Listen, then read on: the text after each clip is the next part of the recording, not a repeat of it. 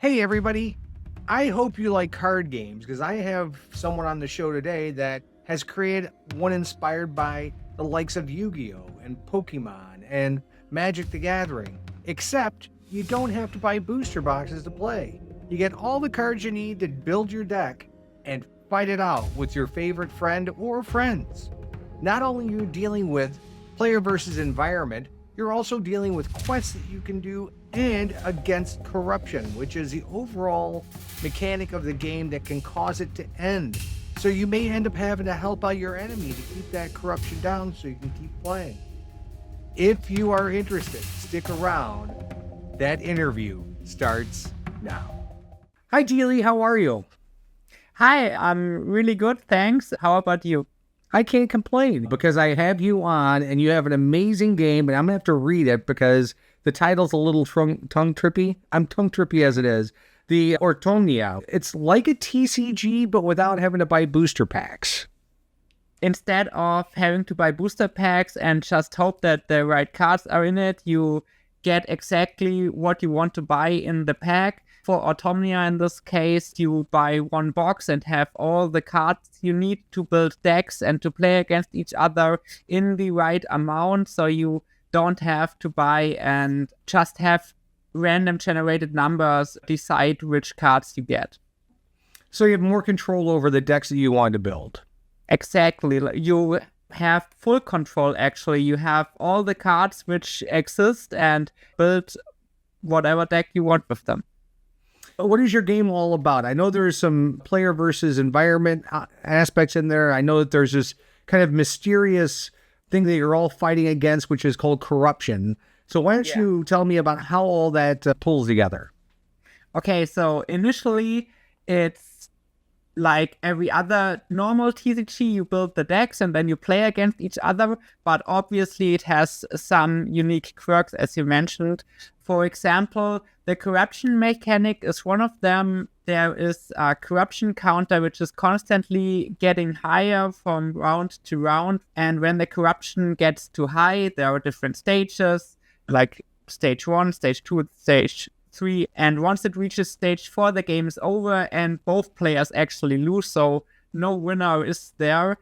And we had in playtesting sessions already moments where players were like, oh, wait a minute, the corruption is way too high, soon the game is over, we need to band together and get the corruption down, because there are cards and actions you can take to manipulate it, to decrease the corruption or to increase it actually, and there are cards and characters in the game which profit from it or don't profit from it, like they are getting stronger when the corruption is stronger, or they are getting weaker, for example. So that is one big aspect of the environment. Also, next to the corruption, you also have a quest system, like think of quests in World of Warcraft. Next to the normal deck you build, you can have a quest deck. You can decide which quests you put in them, 3 to 5 quests, and when you are playing against each other, they will be open and you have a certain time to complete them, like 5 rounds to complete a quest. And when you complete it, you can boost a character. Maybe you get essence. Essence are the winning points, and when you have enough essence, you win the game.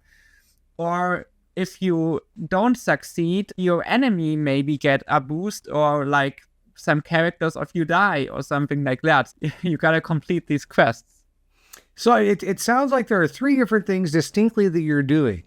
You're managing the corruption, which means you may end up having to cooperate with your opponent to get it down so that way the game doesn't end before anyone wins. You're also completing side quests, which gives you benefit to the main combat between the 2 players. Yes, exactly. I love that idea. Actually, you know what? My favorite part of this has been the quest aspect of it, because now not only are you firing on several different fronts, you're trying to stave off being attacked or harmed by the person you're playing against, but you're also trying to complete some little quests so that way you can either help or hurt them. It sounds like a lot going on. Yes, and that's a pretty strategic aspect, actually. Like, you can undermine the quest of the enemy, or you can try to sabotage them so they don't get the boost or they don't get the winning points from that quest. And you basically can also play more on the environmental level, like focus more on the quests and only defend yourself from the enemy player and try to win the game by playing the quests and getting essence from quests and other sources, and basically just defend yourself. So it sounds like no game is the same way twice. There's no strategy you can use once is made out that may work the next time. Hopefully, I think it's quite diverse what you can do and which playstyles you have. In the core set, there will only be half of all of the cards which I planned for the complete set, because it's a lot of cards to draw. And if this is a success, then I will do an expansion pack with even more diverse characters and with different nations and stuff like that, because Ortomnia, the card game, is actually a pretty story-heavy game. Like the lore, the story, and the setting came first, and the card game came on top of it. Mm-hmm. So the quests have story aspects in them, because the story of Ortomnia is playing in them, and you can see that with the different nations fighting each other. You have the witches, or you have the world guardians, or stuff like that. And there's also, of course, a little flavor text, so you maybe get a glimpse of what is happening. That's awesome. I love it. I love it. So is this a 2-player game, or how many people can play? Yes, this is mostly a 2-player game. You can obviously play in tournaments or stuff like that. You could also try to play in a 2v2, for example, or like in Magic the Gathering, for example, or other card games. You also can do all sorts of battles which are not intended but still make fun, right?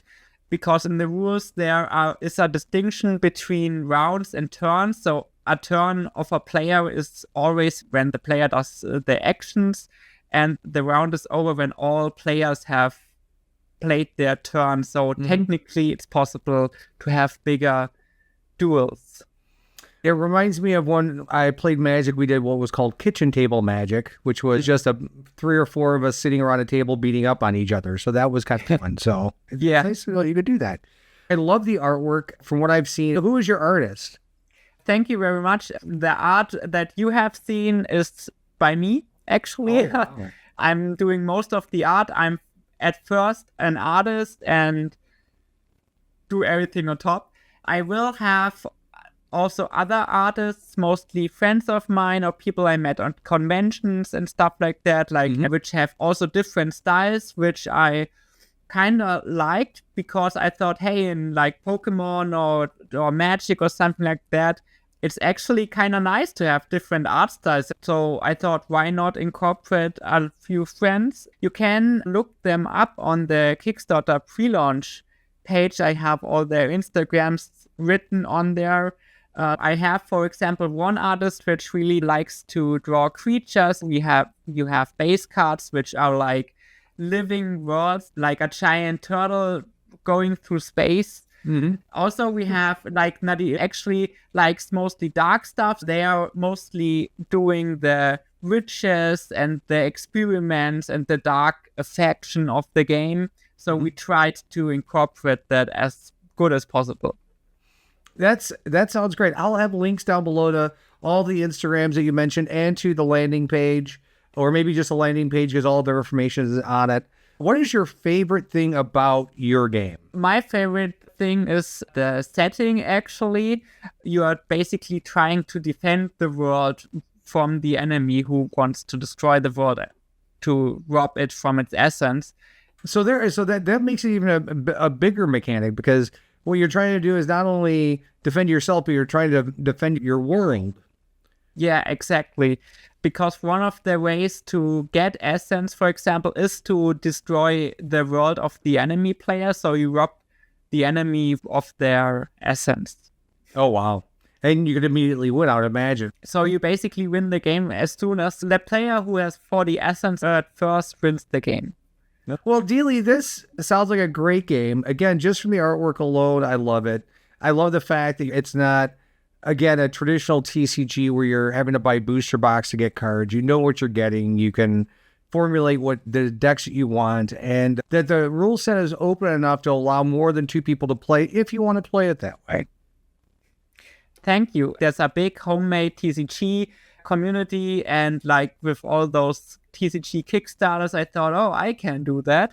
And I talked with a lot of people, and I thought it would be really sad if I would develop a game and no one really plays it because you have to buy 30 booster packs, and Yeah, that would stink. and I'm probably not selling 30 booster packs.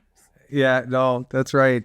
Well, your Kickstarter is happening shortly. When this video is released, your Kickstarter will be soon. And I will have links down below to everything you need to find out about Deli's game and the artists who are creating it and some of the elements that are happening with it. And it's very interesting. And I highly recommend everyone go and check it out, especially if you like card games. Deli, thank you so much for coming on today. And I appreciate you spending some time with me.